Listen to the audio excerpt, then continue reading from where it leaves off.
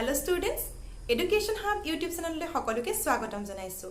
উচ্চতৰ মাধ্যমিক দ্বিতীয় বৰ্ষৰ সমূহ ছাত্ৰ-ছাত্ৰীৰ কাৰণে আমি লৈ আহিছো ৰাজনীতি বিজ্ঞান বিষয়টোৰ পাৰ্ট এ 6 নম্বৰ চেপ্টাৰটোৰ কোৱেশ্চন আনসাৰ সমূহ। গতিকে ইতিমধ্যে ইয়াৰ আগত আমি এটা ভিডিঅ'ত 6 নম্বৰ চেপ্টাৰটোৰ বিষয়ে কিছু আলোচনা কৰিছো। আজি সম্পূৰ্ণ অনুশীলনী প্ৰশ্নোত্তৰ সমূহ তোমালোকক দিবলৈ চেষ্টা কৰিম। গতিকে সকলোখিনি আৰম্ভ কৰাৰ আগতে তোমালোকে নোট কপি আৰু পেনটো যোগাৰ কৰি লোৱা। গতিকে আহাচোন ভিডিঅ'টো আৰম্ভ কৰো। আন্তৰ্জাতিক সংগঠন পাঠটোৰ প্ৰথমখিনি কোৱেশ্চন আনসাৰ হৈছে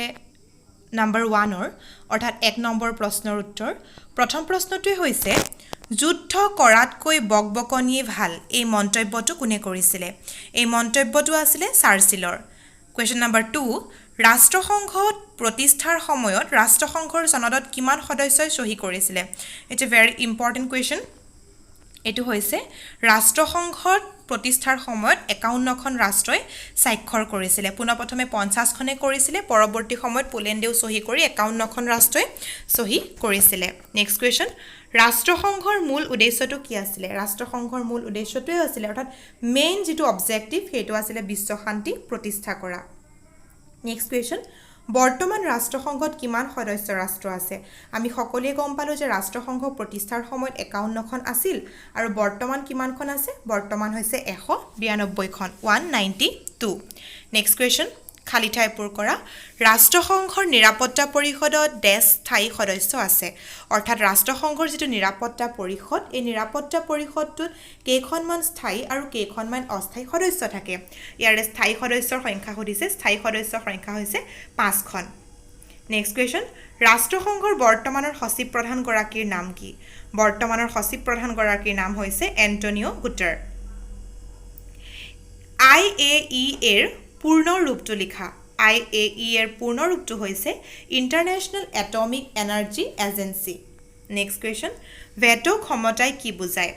ভেটো ক্ষমতা হৈছে যি মই তোমালোকক অকণমান আগতে ক'লো যে ৰাষ্ট্ৰসংঘৰ নিৰাপত্তা পৰিষদৰ কেইখনমান স্থায়ী আৰু কেইখনমান অস্থায়ী সদস্য আছে। স্থায়ী সদস্যৰ সংখ্যা 5খন আৰু অস্থায়ী সদস্যৰ সংখ্যা 10খন। এই যে স্থায়ী সদস্য আছে এই স্থায়ী সদস্যই যিকোনো এটা সিদ্ধান্ত গ্ৰহণৰ ক্ষেত্ৰত প্ৰত্যেকখনে নিজাববীয়াকৈ তেওঁলোকৰ সিদ্ধান্তৰ ক্ষেত্ৰত অমত প্ৰকাশ কৰিব পাৰে, বিৰোধিতা কৰিব পাৰে। এই ক্ষমতাটোই হৈছে ভেটো ক্ষমতা। এই ভেটো ক্ষমতা কেৱল স্থায়ী সদস্য ৰাষ্ট্ৰৰহে আছে, অস্থায়ী সদস্য ৰাষ্ট্ৰৰ নাই।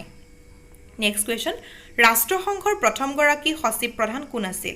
ৰাষ্ট্ৰসংঘৰ প্ৰথমগৰাকী সচিব প্ৰধান আছিল নৰৱেৰ ট্ৰিগভিলি। মনত ৰাখিবা প্ৰথমগৰাকী হৈছে ট্ৰিগভিলি আৰু বৰ্তমান হৈছে এন্টনিও গুটাৰ্ছ। নেক্সট কোৱেশ্চন ৰাষ্ট্ৰসংঘৰ একক বৃহৎ বৰঙনিদাতা দেশখনৰ নাম কি? একক বৃহৎ বৰঙনিদাতা দেশখনেই হৈছে আমেৰিকা যুক্তৰাষ্ট্ৰ। সেয়েহে ৰাষ্ট্ৰসংঘত আমেৰিকা যুক্তৰাষ্ট্ৰৰ এক অভূতপূৰ্ব বৰঙনি আছে বুলি কোৱা হয়। নেক্সট কুৱেশ্যন কোনটো দিনত ৰাষ্ট্ৰসংঘ দিৱস পালন কৰা হয়? ৰাষ্ট্ৰসংঘ দিৱস পালন কৰা হয় 24 অক্টোবৰ তাৰিখে, কিয়নো 1945 চনৰ 24 অক্টোবৰ তাৰিখে ৰাষ্ট্ৰসংঘ গঠন কৰা হৈছিল। নেক্সট কুৱেশ্যন ৰাষ্ট্ৰসংঘৰ পৰিষদৰ প্ৰথমগৰাকী মহিলা অধ্যক্ষা কোন আছিল? ৰাষ্ট্ৰসংঘৰ পৰিষদৰ প্ৰথমগৰাকী মহিলা অধ্যক্ষ আছিল বিজয়লক্ষ্মী পণ্ডিত। নেক্সট কুৱেশ্যন কোন বছৰত ৰাষ্ট্ৰসংঘই শান্তি সৃষ্টিৰ পুঁজি গঠন কৰিছিলে? 2005 চনত ৰাষ্ট্ৰসংঘই শান্তি সৃষ্টিৰ পুঁজি গঠন কৰিছিলে। নেক্সট কুৱেশ্যন বিগ 3 বুলিলে কি বুজা? অৰ্থাৎ বিগ 3 বুলি যি কেইজন ব্যক্তিক কোৱা হয় তেওঁলোক কোন কোন আছিলে? তেওঁলোক আছিলে ৰুজভেল্ট, চাৰ্চিল আৰু ষ্টেলিন। নেক্সট পাৰিপাৰ্শ্বিকতা কাৰ্যসূচী সম্পৰ্কীয় আন্তঃৰাষ্ট্ৰীয় অভিধাৰণাটোৰ নাম লিখা। পাৰিপাৰ্শ্বিকতা কাৰ্যসূচীৰ সম্পৰ্কীয় আন্তঃৰাষ্ট্ৰীয় অভিধাৰণা আছিলে সেইটো হৈছে UNEP। নেক্সট ৰাষ্ট্ৰসংঘৰ সৰ্বোচ্চ কাৰ্যবাহীৰ নাম কি? সচিব প্ৰধান। শান্তিগ্ৰহা আয়োগে কেতিয়া গঠন কৰা হৈছিলে? অৰ্থাৎ শান্তিগ্ৰহা আয়োগখন কেতিয়া গঠন কৰা হৈছিলে? শান্তিগ্ৰহা আয়োগখন গঠন কৰা হৈছিলে 2007 চনত। এখন এককেন্দ্ৰিক বিশ্বত ৰাষ্ট্ৰসংঘৰ প্ৰাসংগিকতা কি? শান্তি আৰু নিৰাপত্তা বৰ্তাই থকা। অৰ্থাৎ এককেন্দ্ৰীয় হওক বা বহু যুক্তৰাষ্ট্ৰীয় হওক বা যুক্তৰাষ্ট্ৰীয় হওক বা অৰ্ধ যুক্তৰাষ্ট্ৰীয় হওক বা বহুকেন্দ্ৰিক চৰকাৰী হওক সকলোতে মেইন উদ্দেশ্যটোৱে হৈছে শান্তি আৰু নিৰাপত্তা বৰ্তাই ৰখা। নেক্সট NGOৰ সমূহৰ এটা দুৰ্বলতা লিখা। নিজৰ সিদ্ধান্ত কাৰ্যকৰী কৰাৰ বাবে আইনগত কৰ্তব্য নাথাকে। অৰ্থাৎ তেওঁলোকে যি সিদ্ধান্ত গ্ৰহণ কৰে এই সিদ্ধান্তসমূহৰ ক্ষেত্ৰত তেওঁলোকে আইনৰ সহায় গ্ৰহণ কৰিব নোৱাৰে, কাৰণ এইটো হৈছে নন গভৰ্ণমেণ্টেল অৰ্গেনাইজেশ্যন, গতিকে নোৱাৰে। ভাৰত কেতিয়া ৰাষ্ট্ৰসংঘৰ সদস্য হৈছিলে তোমালোকক মই পাঠটো বুজাওঁতেও কৈছিলোঁ যে 1945 চনৰ 24 অক্টোবৰ তাৰিখে ৰাষ্ট্ৰসংঘ গঠন হৈছিলে আৰু 24 অক্টোবৰৰ পৰৱৰ্তী সেই বছৰে পৰৱৰ্তী 30 অক্টোবৰ তাৰিখে ভাৰতবৰ্ষই সদস্য হিচাপে যোগদান কৰিছিলে অৰ্থাৎ প্ৰথমে যি যোগদান কৰে 51খন ৰাষ্ট্ৰৰ ভিতৰত ভাৰতবৰ্ষ নাছিল তলৰ উক্তিসমূহ শুদ্ধ নে অশুদ্ধ লিখা প্ৰথমটো হৈছে নিৰাপত্তা পৰিষদৰ স্থায়ী সদস্যসকলৰ ভেটো প্ৰদানৰ ক্ষমতা আছে আমি অকমান আগতে বুজি আহিছোঁ গতিকে এইটো উত্তৰ আমি জানো যে এইটো শুদ্ধ নেক্সট হৈছে ৰাষ্ট্ৰসংঘৰ সাধাৰণ সভাৰ সদস্যসকলে স্বতঃস্ফূৰ্তভাৱে আন সকলো প্ৰধান অংগৰ সদস্য অশুদ্ধ ৰাষ্ট্ৰসংঘৰ সাধাৰণ সভাৰ সদস্যসকল আন সকলো প্ৰধান অংগৰে সদস্য হ'ব বুলি কোনো কথা নাই বিশ্ব বাণিজ্য সংস্থাই বাণিজ্য আৰু শুল্ক বিষয়ক সাধাৰণ চুক্তিৰ উত্তৰাধিকাৰ হিচাপে কাম কৰি আহিছে উত্তৰটো শুদ্ধ বিশ্ব বাণিজ্য সংস্থা হৈছে ৱৰ্ল্ড ট্ৰেড অৰ্গেনাইজেশ্যন এটো প্ৰথমে গেট বুলি জনা গৈছিলে GATT নেক্সট কোৱেশ্চন খালি ঠাই পূৰ কৰা ৰাষ্ট্ৰসংঘৰ মূল উদ্দেশ্য হ'ল আমি সকলোৱে জানো ৰাষ্ট্ৰসংঘৰ মূল উদ্দেশ্য হৈছে আন্তৰ্জাতিক শান্তি আৰু নিৰাপত্তা ৰক্ষা কৰা অৰ্থাৎ এটা আন্তৰ্জাতিক সংগঠনেই হৈছে ৰাষ্ট্ৰসংঘ এটা গুৰুত্বপূৰ্ণ তেওঁ এতিয়ালৈকে ৰাষ্ট্ৰসংঘ অনুষ্ঠানটোৱে বৰ্তমান সময়লৈকে আধিপত্য বিস্তাৰ কৰিবলৈ সক্ষম হৈ আছে গতিকে মূল উদ্দেশ্যটোৱে আছিল শান্তি আৰু নিৰাপত্তা ৰক্ষা কৰা নেক্সট কোৱেশ্চন ৰাষ্ট্ৰসংঘৰ আটাইতকৈ গুৰুত্বপূৰ্ণ কাৰ্যকৰী সংস্থাটোক কোৱা হয় ৰাষ্ট্ৰসংঘৰ আটাইতকৈ গুৰুত্বপূৰ্ণ কাৰ্যকৰী সংস্থাটোক কোৱা হয় সাধাৰণ সভা নেক্সট ৰাষ্ট্ৰসংঘৰ নিৰাপত্তা পৰিষদত দেশখন অস্থায়ী সদস্য আছে তোমালোকক মই অকমান আগত কৈছোঁ 10খন অস্থায়ী সদস্য সংখ্যা 10খন স্থায়ী সদস্য সংখ্যা 5খন নেক্সট ৰাষ্ট্ৰসংঘৰ বৰ্তমান সচিব প্ৰধানজন কোন এন্টনিও গুটেৰেছ অকমান আগতে এটা আমি আলোচনা কৰিছোৱে UNDPৰ সম্পূৰ্ণ ৰূপটো লিখা ইউনাইটেড নেশ্যনছ ডেভেলপমেণ্ট প্ৰগ্ৰেম ৰাষ্ট্ৰসংঘ প্ৰতিষ্ঠা কৰোঁতে কিমান সদস্যই স্বাক্ষৰ কৰিছিলে ৰাষ্ট্ৰসংঘ প্ৰতিষ্ঠা কৰোঁতে 51খন সদস্যই স্বাক্ষৰ কৰিছিলে আৰু 51 নম্বৰখনে আছিল পোলেণ্ড ৰাষ্ট্ৰসংঘত বৰ্তমান কেইখন সদস্য আছে 192খন ৰাষ্ট্ৰসংঘলৈ সৰ্ববৃহৎ অনুদান আগবঢ়োৱা দেশখন হৈছে আমেৰিকা যুক্তৰাষ্ট্ৰ ৰাষ্ট্ৰসংঘৰ সাধাৰণ সভাৰ প্ৰথমগৰাকী মহিলা বিজয়লক্ষ্মী পণ্ডিত ৰাষ্ট্ৰসংঘত ভাৰতে স্বাক্ষৰ কৰিছিলে 1945 চনৰ 30 অক্টোবৰ তাৰিখে নিম্নলিখিত ৰাষ্ট্ৰসংঘৰ কোনটো সংস্থাই পাৰমাণৱিক প্ৰযুক্তিবিদ্যাৰ নিৰাপদ আৰু শান্তিপূৰ্ণ ব্যৱহাৰৰ দিশটো চোৱাচিতা কৰে নম্বৰ 1 দিছে নিৰস্ত্ৰীকৰণ সম্পৰ্কীয় ৰাষ্ট্ৰসংঘৰ সমিতি নে আন্তঃৰাষ্ট্ৰীয় পাৰমাণৱিক ইন্ধন এজেন্সি নে ৰাষ্ট্ৰসংঘৰ আন্তঃৰাষ্ট্ৰীয় নিৰাপদ সমিতি নে ওপৰত উল্লেখ কৰা এটাও নহয় এটো হৈছে ওপৰত উল্লেখ কৰা এটাও নহয় এতিয়া আহিছো 2 নম্বৰ প্ৰশ্নসমূহলৈ 2 নম্বৰ প্ৰশ্নটোৰ প্ৰথম প্ৰশ্নটো হৈছে আন্তঃৰাষ্ট্ৰীয় সংগঠনৰ প্ৰয়োজনীয়তা কি আমাৰ যেহেতু পাঠটোৰ নামই হৈছে আন্তঃৰাষ্ট্ৰীয় সংগঠন গতিকে এই আন্তঃৰাষ্ট্ৰীয় সংগঠনবোৰৰ প্ৰয়োজনীয়তানো কি আছে যুদ্ধ সম্ভাৱনাক নাইকিয়া কৰা বিৰোধী গোটসমূহক আলাপ আলোচনাৰ মাজলৈ আনি বিশ্ব শান্তি ৰক্ষা কৰাৰ বাবে আন্তঃৰাষ্ট্ৰীয় সংগঠনৰ প্ৰয়োজন অৰ্থাৎ যুদ্ধসমূহ নোহোৱা কৰা আমি জানো যে যুদ্ধসমূহ থাকিলে শান্তি আৰু নিৰাপত্তা নোহোৱা হয় গতিকে এই যুদ্ধ নাইকিয়া কৰি সকলোকে আলাপ আলোচনাৰ মাজলৈ আনি বিশ্ব শান্তি প্ৰতিষ্ঠা কৰাই হৈছে ইয়াৰ মূল প্ৰয়োজনীয়তা নেক্সট হৈছে তুমি ভাবা নেকি আন্তঃৰাষ্ট্ৰীয় সংগঠন এটা অতি ৰাষ্ট্ৰ তোমাৰ উত্তৰৰ যুক্তিযুক্ততা প্ৰতিপন্ন কৰা সুধিছে যে যেটো আন্তঃৰাষ্ট্ৰীয় সংগঠন ইউ এখন অতি ৰাষ্ট্ৰ নেকি মানে বৃহৎ এখন ৰাষ্ট্ৰ নেকি নহয় মই নাভাবো বা আমি নাভাবো কাৰণ ৰাষ্ট্ৰসংঘ অতি ৰাষ্ট্ৰ নহয় ই সদস্য ৰাষ্ট্ৰবোৰৰ ওপৰত কৰ্তৃত্ব প্ৰয়োগ কৰিব নোৱাৰে ইয়াক ৰাষ্ট্ৰবিলাকে সন্মতিক্ৰমেহে সৃষ্টি কৰিছে ইয়াৰ আন সদস্য ৰাষ্ট্ৰবোৰৰ ওপৰত সাৰ্বভৌম ক্ষমতাৰ প্ৰয়োগৰ অধিকাৰ নাই গতিকে আমি সকলোৱে জানো যে যি ৰাষ্ট্ৰসংঘ গঠন কৰা হৈছে সকলোৰে সৰ্বসন্মতভাৱে নিজে নিজে স্বাক্ষৰ কৰিছে তেওঁলোকে কাৰোৰ ওপৰত তেওঁলোকে কি কৰিব নোৱাৰে কৰ্তৃত্ব আগবঢ়াব নোৱাৰে বা কাকো তেওঁলোকে জোৰ জবৰদস্তি কৰিব নোৱাৰে সকলোৱে স্বইচ্ছাৰে যোগদান কৰিছে আৰু সকলোৰে ইচ্ছা অনুসৰি কামবোৰ সম্পন্ন কৰা হয় গতিকে অতি ৰাষ্ট্ৰ নহয় ৰাষ্ট্ৰসংঘৰ নিৰাপত্তা পৰিষদৰ স্থায়ী সদস্য কেইখনৰ নাম লিখা যেহেতু আমি জানো যে 5খন স্থায়ী সদস্য ৰাষ্ট্ৰ আছে ইয়াৰ ভিতৰত প্ৰথমখন আমেৰিকা ৰাছিয়া ইংলেণ্ড ফ্ৰান্স আৰু চীন এই গোটেইখন 5খন স্থায়ী সদস্য ৰাষ্ট্ৰ নেক্সট কোৱেশ্চন নিৰাপত্তা পৰিষদৰ স্থায়ী সদস্যসকলে উপভোগ কৰা দুটা সুবিধা লিখা অৰ্থাৎ আমি জানো যে স্থায়ী সদস্য 5খন অস্থায়ী 10খন এই স্থায়ী সদস্যসকলৰ সুবিধা হৈছে প্ৰথমটো হৈছে ভেটো ক্ষমতা আমি অকমান আগত আলোচনা কৰিছো আৰু দ্বিতীয়টো হৈছে ভেটো প্ৰয়োগৰ দ্বাৰা তেওঁলোকে কোনো জৰুৰী সিদ্ধান্ত কাৰ্যকৰী কৰাত বাধা আৰোপ কৰিব পাৰে তেওঁলোকৰ যদি পছন্দ নহয় তেওঁলোকে বাধা আৰোপ কৰিব পাৰে নেক্সট কোৱেশ্চন এমনেষ্টি ইণ্টাৰনেশ্যনেল কি এমনেষ্টি ইণ্টাৰনেশ্যনেল হৈছে আন্তঃৰাষ্ট্ৰীয় এটা সংস্থা যাৰ মূল উদ্দেশ্যই হৈছে বিশ্ব মানৱ অধিকাৰ ৰক্ষা কৰা আমি সকলোৱে জানো যে আমাৰ যিটো মানুহৰ অধিকাৰ তাক মানৱ অধিকাৰ বুলি কয় বিশ্বত মানৱ অধিকাৰ ৰক্ষা কৰাৰ বাবে এমনেষ্টি ইণ্টাৰনেশ্যনেল স্থাপন কৰা হৈছিল নেক্সট কুৱেশ্যন আজিৰ বিশ্বত ৰাষ্ট্ৰসংঘৰ প্ৰাসংগিকতা কি অৰ্থাৎ বৰ্তমান সময়ত ৰাষ্ট্ৰসংঘৰ প্ৰাসংগিকতা আছেনে এইটো আমাক সুধিছে আমি সকলোৱে জানো যে ৰাষ্ট্ৰসংঘ স্থাপনৰ যিটো মেইন উদ্দেশ্য আছে সেইটো হৈছে বিশ্ব শান্তি প্ৰতিষ্ঠা কৰা আৰু সকলো ৰাষ্ট্ৰৰ মাজত সহযোগিতা বৃদ্ধি কৰা সোভিয়েট ৰাছিয়াৰ যেতিয়া পতন হৈছিল তেতিয়া পতনৰ পিছত বিশ্বত একমাত্ৰ এটা শক্তি আছিল আমি সকলোৱে জানো কোল্ড ৱাৰ যেটো পঢ়িছো শীতল যুদ্ধ পঢ়িছো সেইটো হৈছে আমেৰিকা গতিকে আমেৰিকাক নিয়ন্ত্ৰণ কৰাৰ ক্ষমতা কোনো দেশৰে নাছিল গতিকে আমেৰিকাৰ দৰে এখন ৰাষ্ট্ৰক নিয়ন্ত্ৰণ কৰাৰ ক্ষেত্ৰত একোখন মঞ্চৰ নিশ্চয় প্ৰয়োজনীয়তা আছে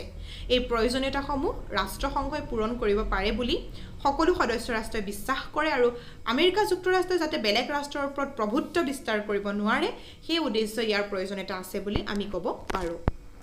নেক্সট কুৱেশ্যন সমগ্ৰ বিশ্বতে মানৱ অধিকাৰৰ সুৰক্ষাৰ হকে কাম কৰা দুটা এনজিঅ'ৰ নাম লিখা প্ৰথমটো হৈছে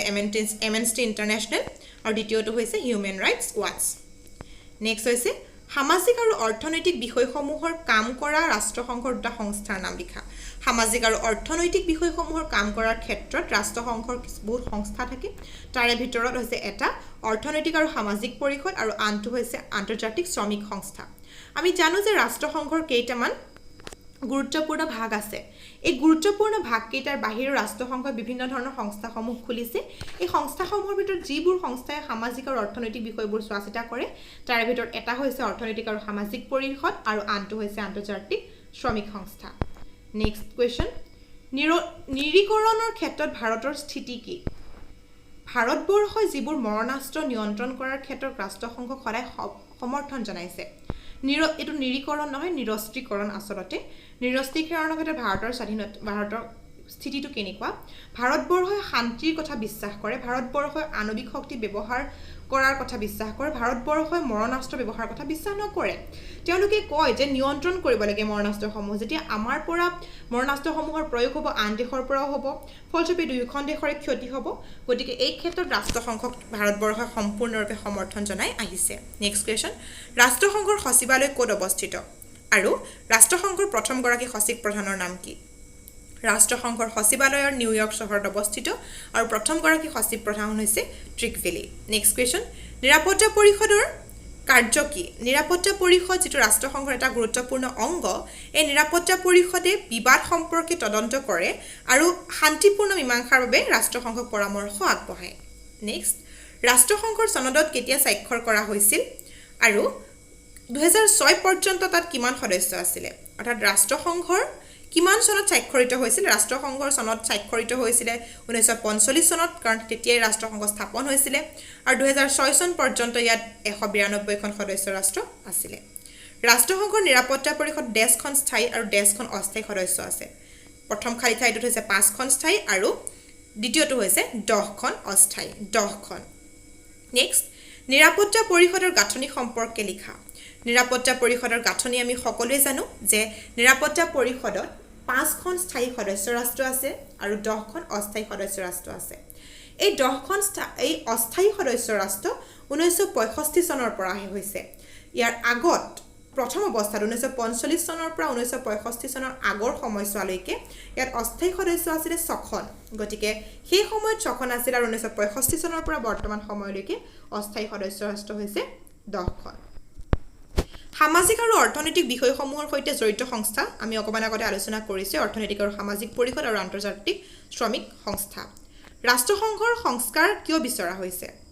ৰাষ্ট্ৰসংঘৰ বৰ্তমান সময়ত সংস্কাৰ বিচৰা হৈছে পৰিৱৰ্তিত পৰিৱেশৰ কাৰণে এই সংস্কাৰ কেইটাৰ কথা উল্লেখ কৰিছে শান্তি ৰক্ষা আয়োগৰ প্ৰতিষ্ঠা যে শান্তি ৰক্ষা আয়োগ এখন প্ৰতিষ্ঠা কৰিব লাগে যদি কোনো ৰাষ্ট্ৰই নিজৰ নাগৰিকসকলৰ ওপৰত অত্যাচাৰ বা বিপদৰ পৰা ৰক্ষা কৰিবলৈ ব্যৰ্থ হয় তেনেহলে আন্তঃৰাষ্ট্ৰীয় সম্প্ৰদায়ে সেই দায়িত্ব বহন কৰিব লাগে বুলি তেওঁলোকে উল্লেখ কৰিছে নেক্সট ৰাষ্ট্ৰসংঘ কিহে এক অপৰিহাৰ্য অংগ সংগঠন কৰি তুলিছে বিশ্ব শান্তি আৰু নিৰাপত্তা বৰ্তাই ৰখাৰ ক্ষেত্ৰত ৰাষ্ট্ৰসংঘৰ যি অপৰিহাৰ্য অৱদান আছে ইয়ে অপৰিহাৰ্য সংগঠন হিচাপে গঢ় দি তুলিছে নেক্সট কুৱেশ্যন যিকোনো দুটা সামৰিক মিত্ৰজোঁটৰ নাম লিখা আমি সকলোৱে জানো যে নেটো আৰু ৱাৰ্ছ' পেক্ট সামৰিক মিত্ৰজোঁটৰ নাম আৰু গুৰুত্বপূৰ্ণভাৱে নেটো আৰু ৱাৰ্ছ' পেক্টৰ শীতল যুদ্ধৰ পৰৱৰ্তী সময়ত শীতল যুদ্ধৰ পৰৱৰ্তী সময়ত গুৰুত্বপূৰ্ণ ভূমিকা গ্ৰহণ কৰিছে নেক্সট কুৱেশ্যন ভেটো ক্ষমতা বুলিলে কি বুজা আমি সকলোৱে জানো যে ৰাষ্ট্ৰসংঘৰ নিৰাপত্তা পৰিষদৰ যি স্থায়ী সদস্য ৰাষ্ট্ৰ আছে এই স্থায়ী সদস্য ৰাষ্ট্ৰৰ এটা বিশেষ ক্ষমতা আছে সেইটো হৈছে ভেটো কি ভেটো হৈছে যেতিয়া এই সদস্য ৰাষ্ট্ৰকেইখনৰ ভিতৰত কোনো এক সদস্য ৰাষ্ট্ৰই তেওঁলোকৰ তাত উল্লেখিত প্ৰস্তাৱ এটা নাকচ কৰিব বিচাৰে তেওঁলোকে নাকচ কৰিব পাৰে এই নেতিবাচক ক্ষমতাটোকে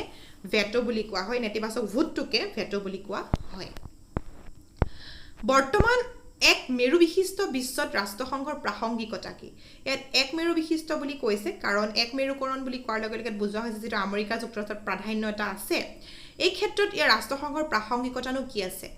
এক মেৰুকৰণ পৰিপ্ৰেক্ষিতত ৰাষ্ট্ৰসংঘই হৈছে একমাত্ৰ প্ৰতিষ্ঠান যি প্ৰতিষ্ঠানে আমেৰিকাক স্বেচ্ছাধীন ক্ষমতাৰ ওপৰত কিছু পৰিমাণ হ'লেও নিয়ন্ত্ৰণ আৰোপ কৰিব পাৰে আমেৰিকাৰ প্ৰভুত্ব থাকিলেও ইয়াক নিয়ন্ত্ৰণ কৰিব পাৰে নেক্সট কুৱেশ্যন সামাজিক আৰু অৰ্থনৈতিক বিষয়ৰ ক্ষেত্ৰত ৰাষ্ট্ৰসংঘৰ সদস্য আন্তৰ্জাতিক শ্ৰমিক সংস্থা আৰু অৰ্থনৈতিক সামাজিক পৰিষদ আৰু আমাৰ নেক্সট কুৱেশ্যন হৈছে আইনৰ চকুত সমতা বুলিলে কি বুজা জাতি ধৰ্ম লিংগ ভাষা নিৰ্বিশেষে সকলো মানুহকে আইনে সুৰক্ষা প্ৰদান কৰে ইয়াকে আমি কি বুলি ক'ব পাৰো আইনৰ চকুত সকলো সমান বুলি ক'ব পাৰো ৰাষ্ট্ৰসংঘৰ মুখ্য উদ্দেশ্য কি বিশ্ব শান্তি আৰু নিৰাপত্তা বৰ্তাই ৰখা নেক্সট কুৱেশ্যন সমগ্ৰ বিশ্বতে মানৱ অধিকাৰ সুৰক্ষাৰ হকে কাম কৰি থকা দুটা বেচৰকাৰী সংগঠনৰ নাম লিখা বেচৰকাৰী সংগঠন NGO সংগঠন দুটাৰ প্ৰথমটো হৈছে ৰেড ক্ৰছ আৰু দ্বিতীয়টো হৈছে আন্তৰ্জাতিক ক্ষমাদান সংগঠন এটো ৰেড ক্ৰছ আছে এটো হৈছে ৰেড ক্ৰছ আৰু আন্তৰ্জাতিক ক্ষমাদান সংগঠন এইখিনি আলোচনাৰে আজি আমাৰ ক্লাছটো আমি সামৰণি কৰিছো আশা কৰিছো তোমালোকে সকলোৱে বুজি পাইছা আৰু তোমালোকক যদি লং কুৱেশ্যন সমূহ লাগে তোমালোকে মোক কমেন্ট কৰি জনাবা আদাৰৱাইজ আমাক ইনষ্টাগ্ৰামৰ যোগেদিও জনাব পাৰা বা টেলিগ্ৰাম চেনেলৰ যোগেদিও জনাব পাৰা লং কুৱেশ্যন সমূহ লাগিলে আমি নিশ্চয় লং কুৱেশ্যন সমূহ ডিসকাস কৰিবলৈ চেষ্টা কৰিম গতিকে আশা কৰিছো তোমালোকে এইখিনিলৈকে ভিডিঅটো বুজি পাইছা গতিকে ভিডিঅটো বেছি দীঘল নকৰি অলৰেডি বহুত দীঘল হৈছে বেছি দীঘল নকৰি এইখিনিতে সামৰণি কৰিছো ভিডিঅটো যদি ভাল পাইছা এটা লাইক কৰি দিবা আৰু বন্ধুবৰ্গৰ লগত শেয়াৰ কৰি দিবা যাতে তেওঁলোকো ইয়াৰ পৰা লাভালাভ হ'ব পাৰে আৰু লগতে চেনেলটো যদি প্ৰথমবাৰৰ কাৰণে আহিছা তেনেহলে চেনেলটো সাবস্ক্ৰাইব কৰিবলৈ নাপাহৰিবা লগতে কাষতে থকা বেল আইকনটো দবাই নটিফিকেশন অল কৰি দিবা থ্যাংক ইউ সো মাচ